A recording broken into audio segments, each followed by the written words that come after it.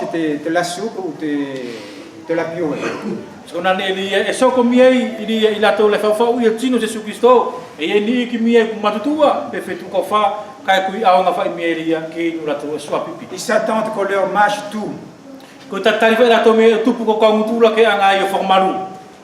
Comme les font nos grands-mères et grands-pères l'autre fois, en nous nourrissant.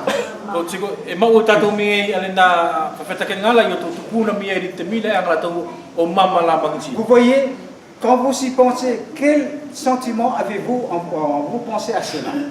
Ko la ne ria e longo I ko to mo ka pau mana tu ko to e fafana ki a ko to mi. Que ressentez-vous? Ko la ne ria e longo I miei ko to. Vous n'appréciez pas.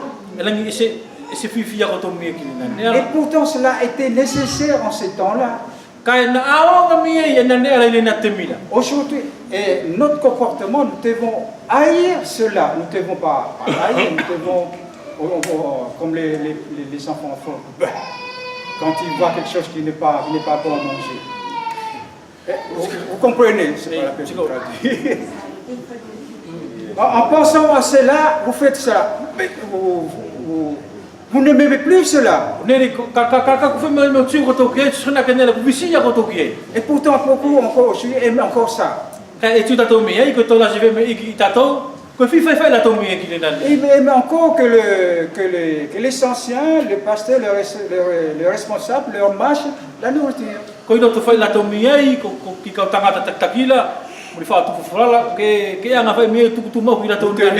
devez grandir, mes bien-aimés. Vous devez manger de tout. Voyez, ce qui est le grand problème, c'est que nous sélectionnons ce qu'on veut manger. Mais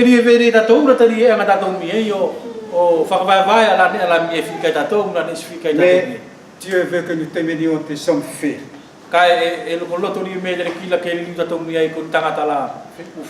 De ce qui peuvent manger tout ce que Dieu nous donne. Vous appréciez de manger un morceau de beefsteak. Parce que l'homme, on ne veut plus manger de la soupe. Voyez, quand les choses sont difficiles, quand Dieu nous reprenne, il faut faire comme la vache. Ruminer. Il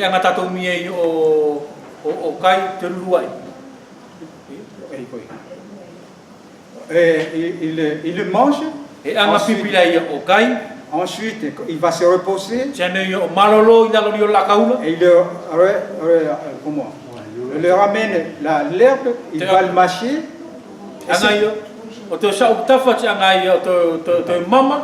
Et puis, il va le avaler. Et cela nous parle de quoi? Tout simplement de la méditation. Méditer les choses.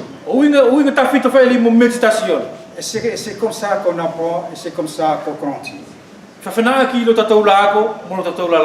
malheureusement, beaucoup de chrétiens sont anorexiques.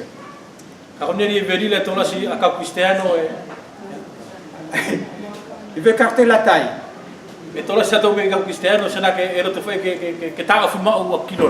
C'est ça, c'est pour les filles. Les filles sont anorexiques, ça veut dire quoi? Ils mangent et puis ils vont mettre les doigts à l'intérieur pour recracher la nourriture.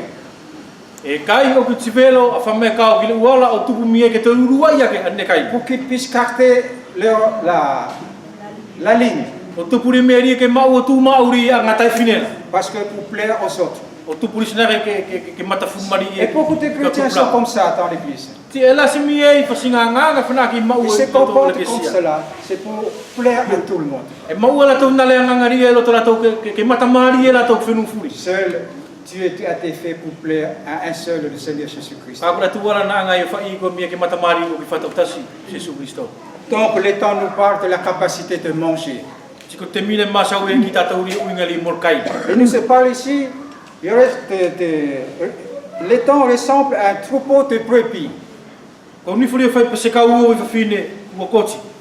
Ça parle de quoi, les brebis? E masau ki lea una le mo ka uovi. La seule nourriture du mouton, c'est quoi? Ko ne kai ria e tasi e kai ki e ka uovi la ko lea. C'est l'herbe. Ko muti ela. Et nous sommes le pâturage, comment? Nous sommes, c'est quoi? Le chrétien, notre seule nourriture, c'est qui? C'est Christ. Si ko tatou me ka kristelo ko tatou ne kai e tasi mari o Jesus Christo. Toute l'importance n'est pas courir partout. N'allez pas aller partout.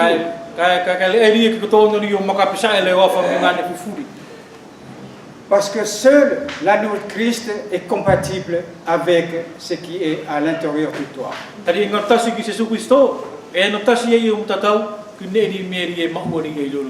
Boaz avait dit à Ruth, ne va pas glaner dans un autre champ.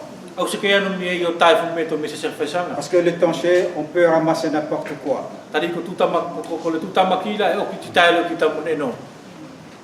Alors que Christ est seul, il est la nourriture. Et seul lui qui est notre seule nourriture. Et le verset continue, passez aux mains des tenteurs qui reviennent, tu la vois. Verset qui remonte de la prévoir. Dans la Bible, cela veut dire tout simplement le troupeau est tondu et lavé.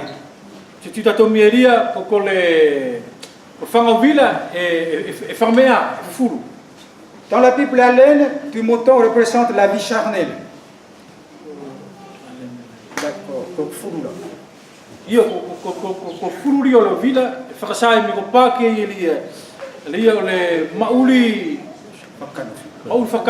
Le sel charnel, le oli fakanof. En Ézéchiel 44, 17,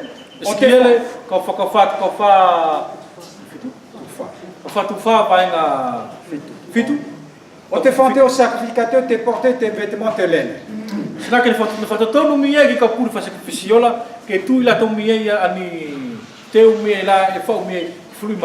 Le seul vêtement que nous devons avoir, c'est quoi? Nous devons revêtir le fin lin, le vêtement de fin lin, qui était magnifique. Le fin lin dans la Bible représente quoi? La justice de Christ.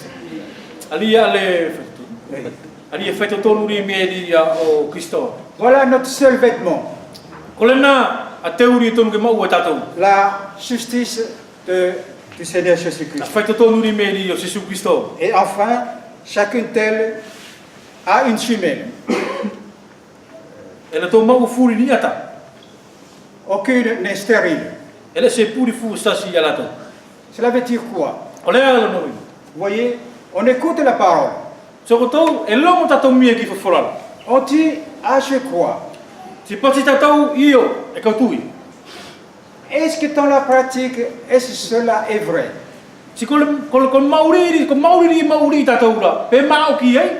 Vous voyez, c'est tout simplement aussi la parole doit accompagner, les actes doivent accompagner la parole.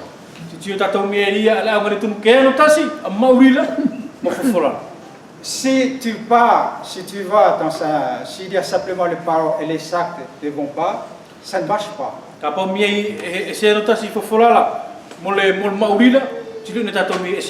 C'est que Jacques le dit, montre-moi ta foi et moi je te montrerai mes œuvres. Les deux vont ensemble.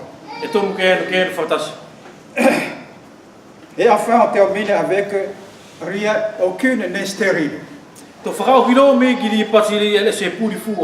que cela veut dire tout simplement que nous portons du fruit.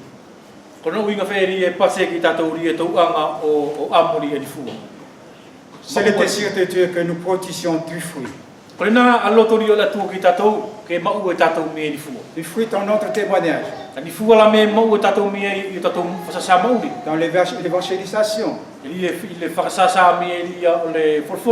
mais surtout dans nos vies, dans notre caractère, dans notre vie personnelle. Katoni ni e ma unga tafitola ki yoto ma ua tatou yo tatou nganga yo tatou fasinga mauri tatou totasi. Que le Seigneur puisse nous renouveler ce matin. Ko ie ke anga tali ki me li te fa fo tu ma o tolo to le usuleni. Excuse-moi d'être un peu long ce matin. To fa mo le me fa mo ka pa ku fa ilo nga loa ile ni yesu. Amen. Amen.